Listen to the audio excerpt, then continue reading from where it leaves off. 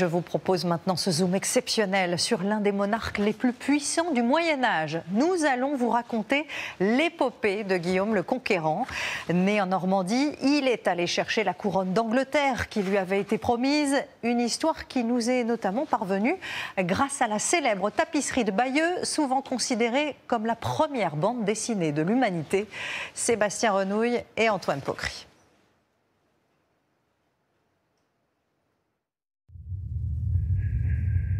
Le prologue de notre récit se trouve au cœur des trames d'une toile de lin exposée à Bayeux.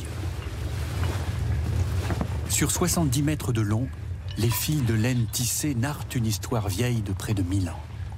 Celle d'une conquête et d'un homme. Il est né vers le 8 novembre 1027 sur cet éperon rocheux dominant la ville de Falaise. Guillaume, duc de Normandie, voit son destin basculer 40 ans plus tard grâce à un événement géopolitique. En Angleterre, le roi Édouard est sans héritier. Il veut Guillaume pour successeur. Mais c'est Harold, l'un des personnages les plus influents d'outre-Manche, qui devient monarque. Guillaume, duc de Normandie, lui avait pourtant fait promettre de lui laisser le trône. Donc ici, Harold, finalement, devient roi. Et pour Guillaume, qui aurait reçu une promesse, c'est une traîtrise. Il va donc se lancer dans une entreprise de conquête du royaume d'Angleterre. Le premier élément, c'est bien sûr de traverser la Manche.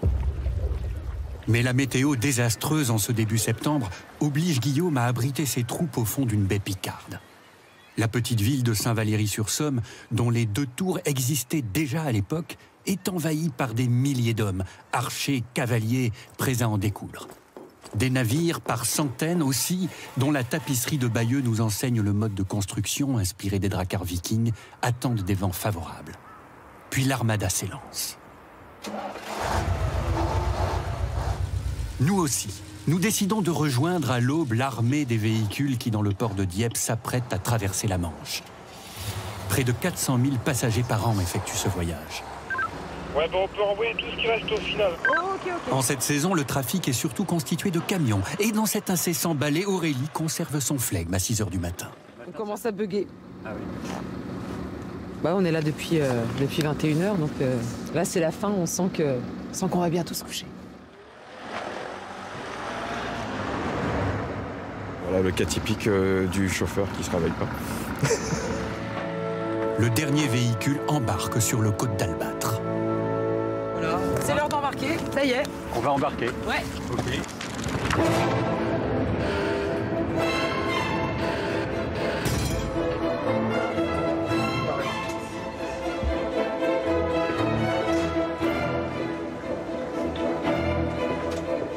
Bienvenue en passerelle, messieurs, je vous en prie.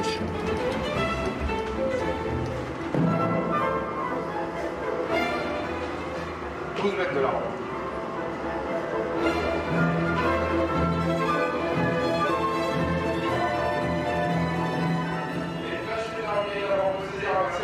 Le navire effectue 4 rotations par jour pour allier New Haven au sud de l'Angleterre. Sur le pont intérieur plane un parfum de café chaud. Dehors, face au large et au vent, nous rencontrons 2 amoureux réalisant un long périple.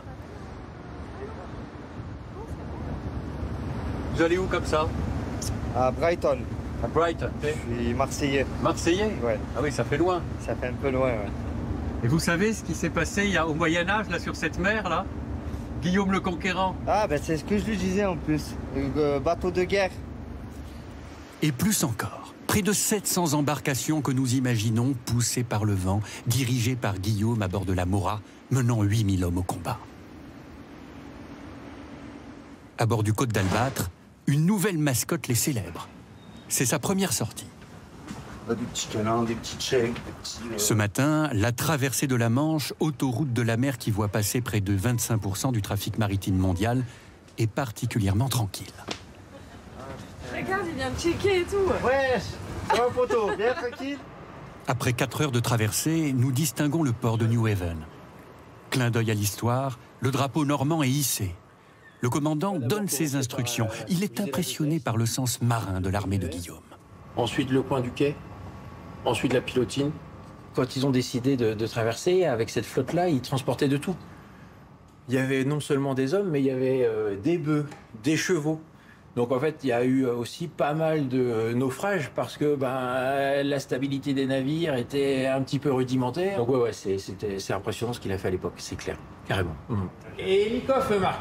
Likoff, clair checklist. Allez, on y va.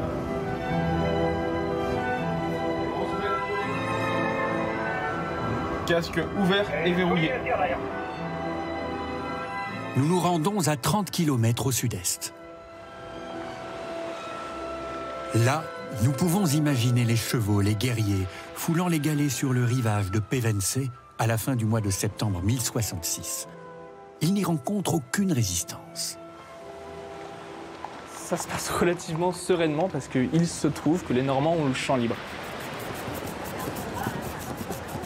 L'intégralité de l'armée anglaise est, à ce moment-là, donc en septembre 1066, occupée à contrer une invasion norvégienne. Sur le lieu du débarquement, Guillaume fait construire un fort pour préparer l'affrontement. Celui-ci aura lieu le 14 octobre, à une quinzaine de kilomètres, en un lieu depuis baptisé Battle, c'est-à-dire bataille en français.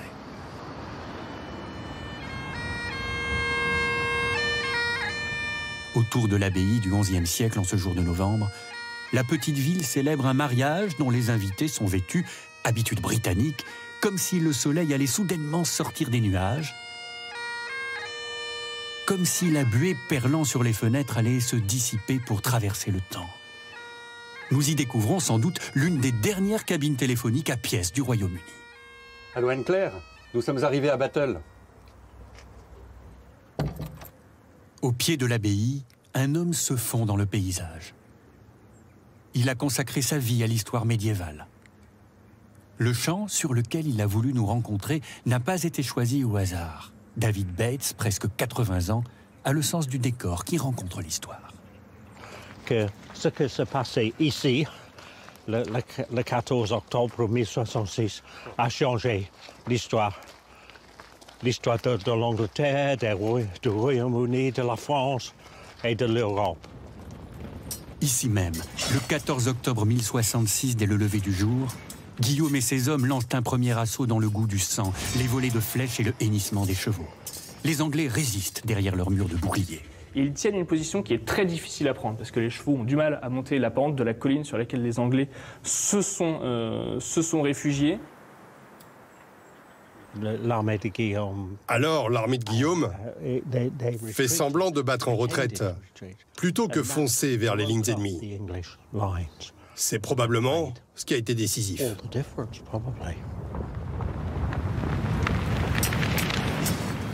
Croyant en ce repli des Normands, les Anglais quittent leur position pour se lancer à leur poursuite. Erreur. Profitant de cet avantage stratégique, qui était peut-être en fait finalement un piège, les Normands encerclent les Anglais qui sont sortis de leur position et les massacrent.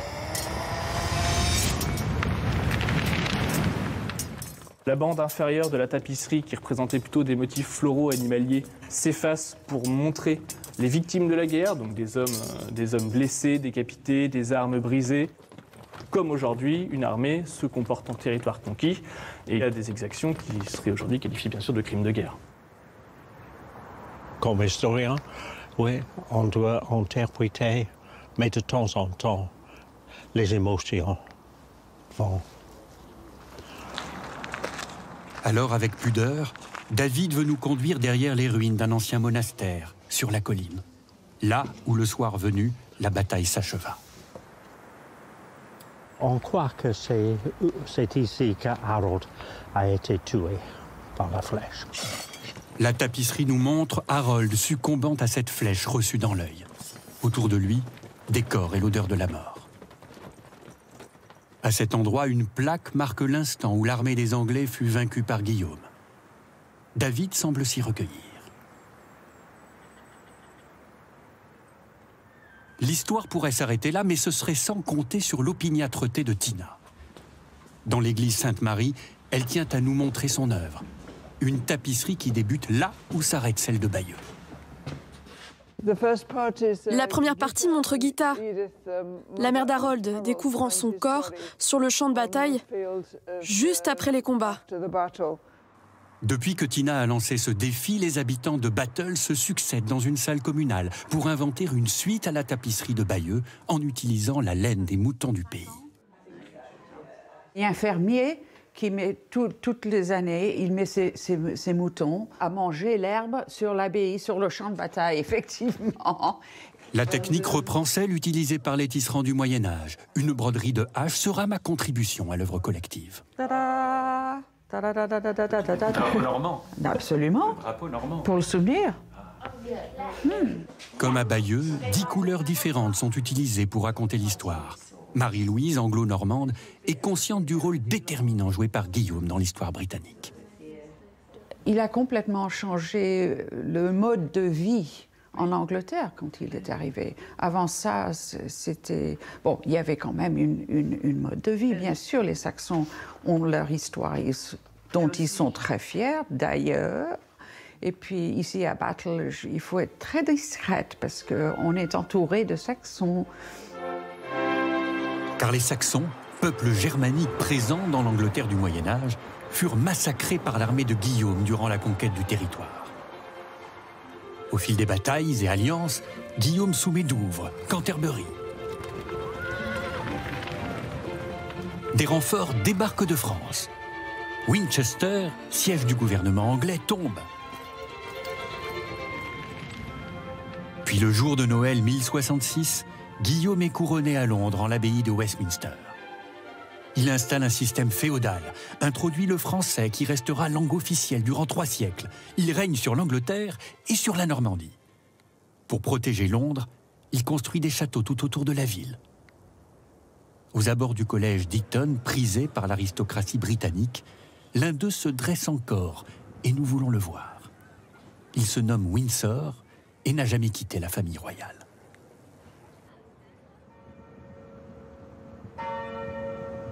Franchissons la Manche une nouvelle fois comme un retour aux sources. L'épilogue du récit s'y trouve. Il est sous le clocher gothique de la cathédrale de Bayeux. Il est dans les ruelles de cette ville médiévale derrière les murs de l'ancien séminaire où depuis 1983 est exposée la tapisserie. Il est surtout dans les mots, la voix profonde d'Antoine Vernet, conservateur en chef des musées de la ville. Il a étudié chaque pouce de cette toile de lin narrant la conquête de Guillaume et connaît son destin. Commandé en 1077 par l'évêque Odon, demi-frère de Guillaume le Conquérant pour orner sa cathédrale, la tapisserie sera montrée une fois par an durant des siècles. Elle est présentée sur les murs de la nef de la cathédrale, sur ces murs, donc la première semaine de juillet. On a une vision panoramique de l'œuvre et le reste de l'année, elle est placée dans un coffre et conservée très précieusement parmi les objets les plus précieux du trésor de la cathédrale. Et sous nos yeux, décrivant l'histoire d'une conquête, s'étend soudain le premier reportage de guerre de l'histoire.